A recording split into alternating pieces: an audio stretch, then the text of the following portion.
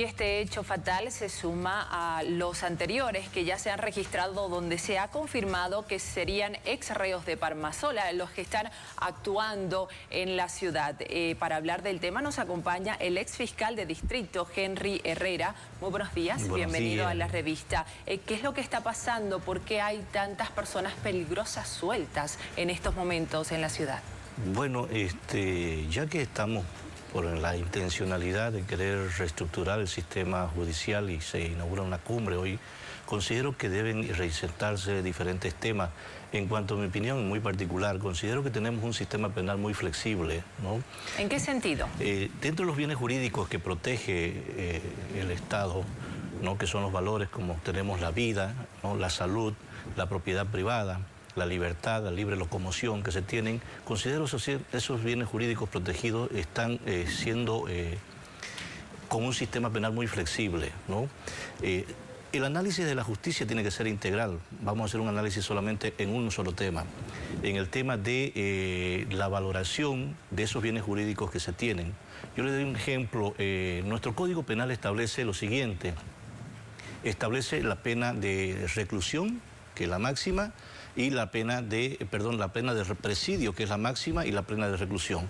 La pena de presidio establecen que son sanciones con penas que tienen gravedad, ¿ya? Y las de reclusión son las que revisten de menor gravedad. Imagínense, yo le doy un ejemplo en el tema del robo, que es lo que se ve a menudo ahora, ¿no es cierto? El robo tiene una pena de 2 a 6 años.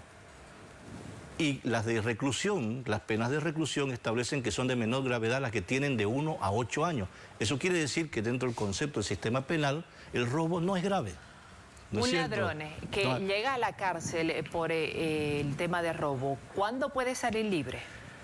Dependiendo del sistema que se tenga, digamos, ¿no? Dependiendo de los elementos que se puedan también aportar dentro de la investigación para establecer su participación como tal. En un tema específico nosotros no lo podemos decir porque vamos a tener que ver qué. Pero en promedio, ¿llega a cumplir los 8 años o salen menos? ¿Salen 1 en 2 años? En las situaciones que se le puede comprobar, sí tendría que tener la pena máxima. El problema es que tenemos que en un tema de robo, por ejemplo, es una pena mínima de 2 años a 6 años. ¿Me entiende? Entonces, siempre en la defensa penal el abogado va a tratar de establecer la pena mínima. ¿Cuál es? La de tratar de tener menos de 3 años para que no tenga la reclusión. O en su defecto, digamos, que pueda tener una pena de la mitad y de esa manera gozar de algún tipo de privilegio que da la misma ley en el tema del perdón, si es que está en su primera instancia, su primera delito. Pero hay un tema que hay que evaluarlo. Considero que la pena máxima que se tiene en Bolivia, que son los 30 años que establece la Constitución Política del Estado en el artículo 118, no es suficiente. ¿Por qué? Porque la pena tiene que ser educativa, correctiva, ¿no? Y tiene que cumplir una sanción de inserción. No vamos más allá del ejemplo técnico. Si usted tiene un hijo, por ejemplo, y incurre en alguna falta, usted le sanciona, le da un castigo, ¿no es cierto? Pero no le suspende el castigo, entre tanto usted no ve que él haya cambiado, ¿no? Y ese es un tema que está fallando en el sistema penal. ¿Por qué? Porque hasta en los medios de prensa, mire, se hace el seguimiento del hecho, se hace el seguimiento del proceso, se lo manda a Palmasola y ya no se hace ningún seguimiento más.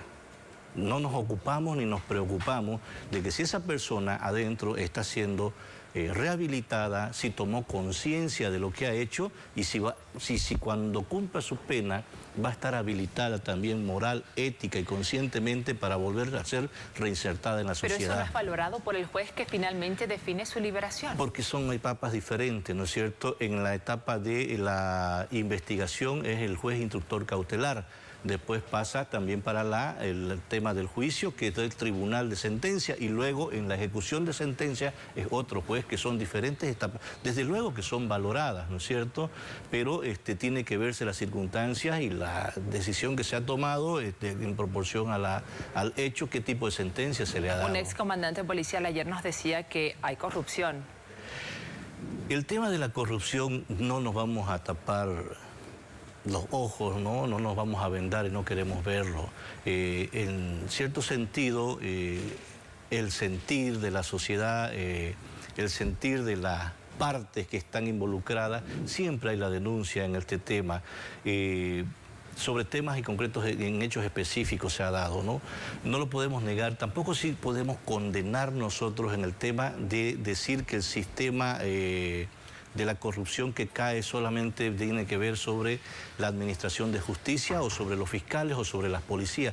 Considero que este análisis tiene que ser integral de las partes, tienen que entrar peritajes, tienen que entrar laboratorios, tienen que entrar abogados, es un tema de educación y conciencia moral que está pasando y que se tiene que hacer un nuevo análisis y evaluación en el cual se aporte de aquí para adelante, ¿no? ¿Qué acciones concretas deberían realizarse para ver un cambio en la justicia y disminuir los índices de inseguridad que se están registrando con la liberación de estas personas Considero peligrosas? que no hay temor al sistema penal porque tenemos un sistema penal muy flexible y considero que tiene que existir un sistema penal rígido. Tiene que abrirse la Constitución, quitarse la pena máxima de 30 años, establecer la sumatoria de penas, ¿no es cierto? Yo, por ejemplo, le doy un ejemplo. El tema de allanamiento está penado por 3 meses a 2 años, ¿no? Y le vuelvo a decir, el robo, por ejemplo, de 2 a 6 años. Eso quiere decir que dentro de lo que se aprecia en el Código Penal, ¿ya?, son como delitos no graves, no revisten de relevancia, de gravidez.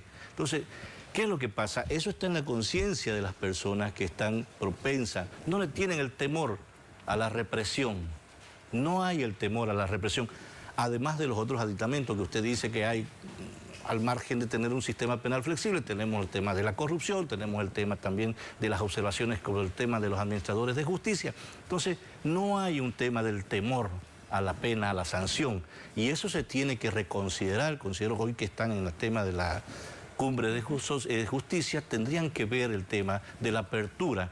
Considero que los 30 años no son suficientes. Considero que el bien jurídico protegido, por decir, el robo. Imagínense, el infanticidio tiene una pena de 1 a 3 años. 1 a 3 años quiere decir que no es relevante, no es de gravidez.